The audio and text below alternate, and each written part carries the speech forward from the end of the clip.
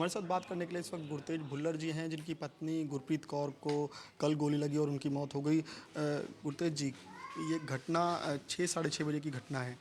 तो किस तरीके से ऐसी क्या नौबत आई, पुलिस टीम दबिश देने आई, तो ऐसा क्या हुआ कि उन्हें फायरिंग करनी पड़ी? ऐसे ना जब बंदा बिल्कुल सोफी होता है उसे होश होती है। जब वो आदमी ने दारू पी रखी है उसे कोई होश नहीं होती।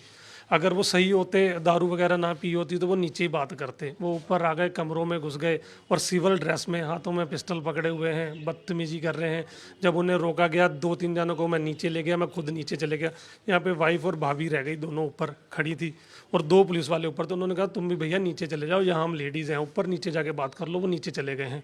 तो क्या पता उसके क्या दिमाग में, सीढ़ियों से उतरते समय फायर मार दिया उसने। जब सीढ़ियों से उतरते हुए फायरिंग हाँ, की यहाँ उसने? खड़े होके फायर मारा उन्होंने। वो यहाँ खड़ी थी, वो यहाँ गिर पड़ी। तो कितने राउंड फायर किए हैं पुलिस की तरफ से? पुलिस ने 1 राउंड फायर यहाँ पे हुआ, फिर कुछ जाते समय 1-2 फायर किए हों उन्होंने, हवाई फायर। तो वो अलग बात है। यहाँ पे तो उन्होंने 1 फायर किया ऊपर। अच्छा, पुलिस का कहना है, यूपी पुलिस का, कि वो जफ़र को ढूंढने आए थे, जो इनामी बदमाश है। क्या आप जफ़र को जानते हैं? कौन जफ़र है ये? ऐसा ना भाई साहब, हम जनप्रतिनिधि हैं जसपुर, यहाँ से भारतीय जनता पार्टी से ब्लॉक प्रमुख हैं। हमारे पास तो हर तरीके के हर आदमी आता है कि भाई साहब मेरी मदद करो। उसका जफर के भाई का साला मेरा बीटीसी मेंबर है खेड़ा लक्ष्मीपुर से। उसके थ्रू आज से वो 8-10 दिन पहले मेरे पास आए थे कि हमारी मदद करो, हम नजायज हैं, हमारे साथ गलत हो रहा है। हम वहाँ मौके पे नहीं थे। भाई साहब अगर हमारी गलती है तो हमें सज़ा मिले, अगर हम दोषी नहीं हैं तो हमारे साथ ऐसा ना हो। तो मैं खुद यहाँ से 2-4-5 दिन 7 दिन पहले ठाकुर द्वारा पुलिस से बात करने गया था। वहाँ पे पुलिस से मिल के भी आया, उनसे बात भी की। अगर मैंने कहा जफ़र की गलती है तो उसे जेल भेजो, अगर नहीं है तो देख लो, आप गलत ना हो, किसी के साथ नजायज़ ना हो। तो उन्होंने कहा ठीक है। मैं 2-4 बाद उन ठाकुर द्वारा पुलिस की मेरे को व्हाट्सअप पे कॉल भी आई। मैं दिल्ली चला गया, थोड़ा बिजी हो गया। तो उसके बाद उनको, उनके माइंड में ये होगा कि वो कहीं हमारे यहाँ ही ना हो, तो यहाँ आके उन्होंने ये कर दिया। अच्छा, कल जब गुरप्रीत कौर को गोली लग गई, उसके बाद ये कहना है यूपी पुलिस का कि पुलिसकर्मियों को बंधक बनाया गया, बंधक बनाकर 2 पुलिसकर्मियों को गोली मारी गई। तो क्या यहाँ से भी कोई फायरिंग की? मैं बताता हूँ भाई साहब, वो 11-12 लोग थे। जब गुरप्रीत कौर के गोली लगी है फिर गांव वाले आए हैं। अगर गुरप्रीत कौर की गोली नहीं लगती, गोली लगने के बाद शोर मचाया गया, वीडियो में भी आप देखना कि गोली मार दी, गोली मार दी, फिर आसपास के लोग भाग के आए हैं।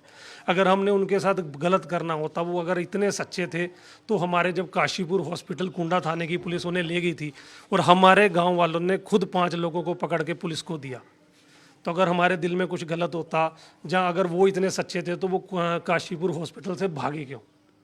उनके दिल में कोई तो गलत था।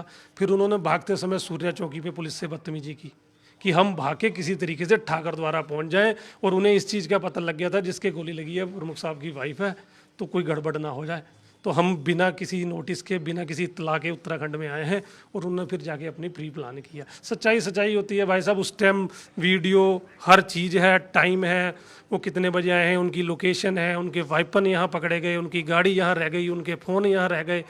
तो आप खुद हिसाब लगा सकते हैं। तो वो किस इरादे से आए थे और किस क्या करने आए थे। अच्छा, उत्तराखंड पुलिस ने मर्डर की एफआईआर दर्ज कर ली है 10 पुलिस वालों पे, लेकिन क्योंकि दाग खाकी पर है, तो क्या लगता है कि आपको कि इन्वेस्टिगेशन प्रॉपर होगी या इंसाफ मिलेगा आपको? ऐसे है, दोनों जगह सरकार हमारी है।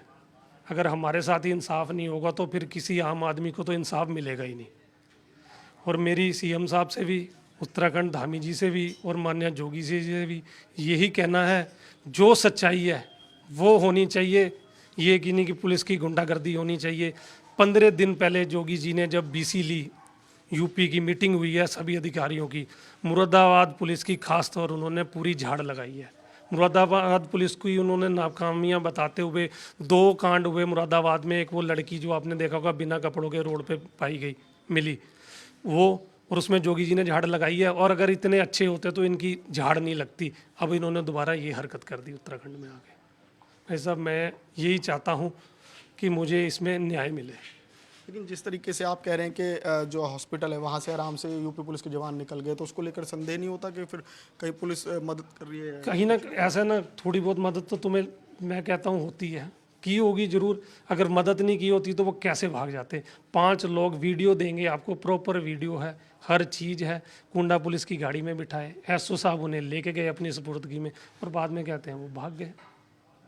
अब इसको तो आप भी सब सियाने हो कि क्या हुआ होगा।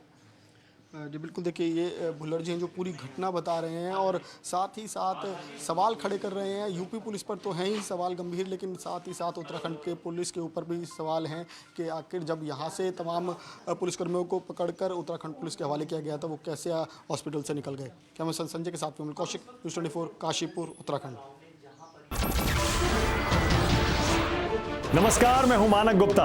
अगर आपको हमारा ये वीडियो पसंद आया हो तो इसे लाइक और शेयर जरूर करें और हाँ, हमें सब्सक्राइब और फॉलो करना ना भूलें ताकि आप देश और दुनिया की कोई खबर मिस ना करें। तो जुड़े रहिए हमारे साथ और देखते रहिए न्यूज़ 24।